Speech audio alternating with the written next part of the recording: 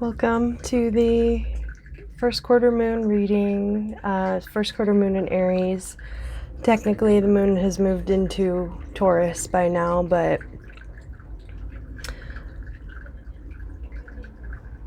I'm just doing these because I'm trying to keep my consistency up, but I'm tired. There's been a lot going on, and just trying to keep myself afloat and keep my consistency in order as best as I can. But I appreciate whoever's here rocking with me for these videos, and thanks for showing up. That's the best we can do sometimes. But I've particularly been going through a lot, dealing with reoccurring, when you think that you've worked on something and then it comes back up.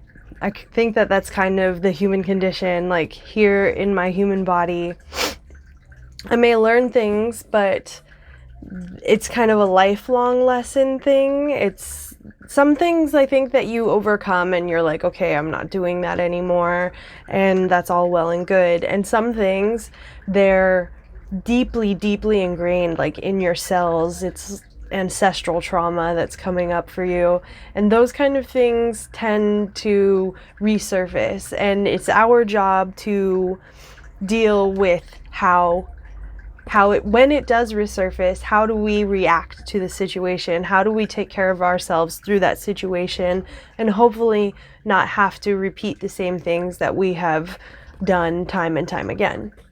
So I've been grappling with that, and I feel like these cards are here to help in their own way, and the spirit's also always here to help me, and I'm so grateful that I have a relationship with them, and I want to encourage everybody to have a relationship with their guides, their ancestors, whoever's standing with you. Like, cultivate a relationship with them, because ultimately it can make you stronger. But as for the cards today, we've got the Two of Cups, the Otter card, and Focus, which says diligence and direction. Guidance and direction, sorry. So guidance and direction, and I want to start with this card because I find it interesting that this came up. It's a beautiful segue for this thing that I've been working on. It's getting a planner going and organizing my life, because I'm noticing one of my patterns sorry, and self-defeating beliefs is that I can't progress in the way that I want to because I can't be organized. But I have to take that into my own hands, and I have to make myself organized. I have to focus my energies if I want to do more work, like to be able to schedule my time effectively so that I'm taking care of myself and taking care of my work commitments, so that I'm not burning out here and there and everywhere. There's so many opportunities for me to burn out, and I can't do that. And in order to not do that, I need focus and guidance, and I need to lead myself in the right direction. And that's how it got me on this passion planner. I did a bunch of research on a bunch of planners. This was the one that I ended up with because it was goal-oriented. It was very focused on the good things and how to bring joy into your life, and how to specifically structure personal care and work care, and defining those two things and making sure that you're making time and space for both of those things. And I might eventually do a full video with this planner after I've gotten into it a little bit more, but I just want to show like a little bit of what I have going on. This was last week's set of things that I wanted to accomplish in personal and work stuff, and just trying to balance all of those things. And then I also made this habit tracker, and these are there's daily habits, weekly habits, and monthly habits that I want to make sure that I'm staying on top of. And so I made this with a bullet planner, or a bullet book. And I think that all of these things are going to culminate in me being more on top of my clients, my weekly activities and things like this that I'm doing, which is like a couple days late because I wasn't able to functionally schedule enough time for self-care, and then I hit a wall, and then I had to recoup from that so that I could do this video. And it's just a lot of things that you really may not realize that you're not tying together that are very important. Like, how are you taking care of your body? How are you keeping up with the habits that you want instead of the habits that you don't want, the habits that don't actually serve you? So focus is very important. And also I think that this is interesting because it's kind of a mauve-y, purplish pink color, and that gives me third eye chakra vibes. And then this yellowish color is more solar plexus vibes. So solar plexus is our energy line where we are shining our energy out to others and also receiving from others. And then the third eye chakra is how we're receiving information, not just through our eyes, but through our pineal gland, through the third eye, through symbolism, through impulses, through images, however things come to you. The third eye is receiving, and those are messages that are for you, whether it's from your guides, whether it's from people around you. We have an opportunity at every given junction, at every choice that we make, to be open to guidance.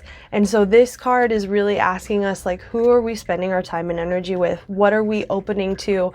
When we witness symbolism, do we just let it pass us by, or do we take things, everything that's happening to us, as important? Because in my opinion, it is. Not to say that I always treat it as important, because sometimes I'm so in work mode that I just gloss over a lot of things. But ultimately that doesn't serve me, and that leaves me in a vulnerable state where I have what I have going now, which is constant sciatic pain for over 2 months. It's been horrendous. I can't take my dance classes. I can barely exercise, which you need to exercise in order to strengthen your back so that you don't have sciatic pain. So it's this vicious cycle that can really take you down into a spiral if you don't get yourself together. This card is all about getting yourself together. Trust that it doesn't have to be all you coming up for the answers of all of this stuff. It can be spirit that's reaching out to you and telling you in different ways, this is what you need. It can be your body telling you in different ways, this is what you need. But you have to listen. You have to be open to it. So focus yourself, open to guidance, and get yourself going in a direction in whatever way that works for you, whether it's a planner, whether it's an app, like whatever it is, just try and get yourself focused, because that is what you're going to need to get you through this time right now. And also make time for play. It's interesting because a couple days ago, which was more around the first quarter moon, I had a dream where I was driving through Colorado. I don't know anything about Colorado, but there were these mesas and beautiful warm sun and these rivers. And I jumped in one of the rivers and I was swimming with an otter. And so it was really comforting and sweet to get this card coming up. The otter really speaking to this agility, this ability to move between the realms of earth and water. So if you think symbolically what those mean, that's the physically grounded realm and the emotional realm. So that means agility between moving through your physical health and your emotional health, and understanding how to utilize joy and play in order to help you move more agilely, through those realms, the earth realm and the water realm, the emotional realm and the physical realm. And so I was having just a great time swimming with this animal, and I'm just feel grateful to have this come up here. And it also has the blue and the yellow around it. So again, solar plexus chakra, everything that I said before. And then the throat chakra is how you're communicating. It's the pressure release valve for all the other chakras. So it's important that this is open and that you're able to communicate yourself. Like for me, I've been going through some emotional issues in my relationship, and how I'm running into the same roadblocks that I've run into time and time again. And it's not just with this person, but like every relationship that I've ever had. And I have to find a way to have more fun in this situation and to be able to understand my emotions and communicate them effectively if I want to have a continued and prosperous relationship.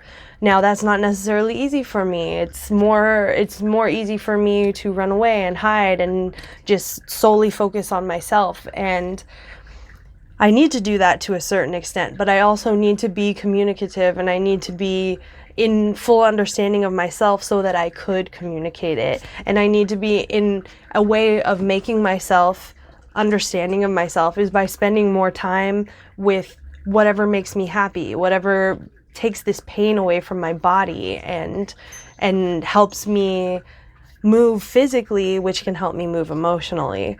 And also, these animals are particularly good hunters, so it speaks to knowing how to get what you need. It's interesting because in this particular situation that I have continually coming up for me, this was the first time where I was like, oh, I'm having this reaction.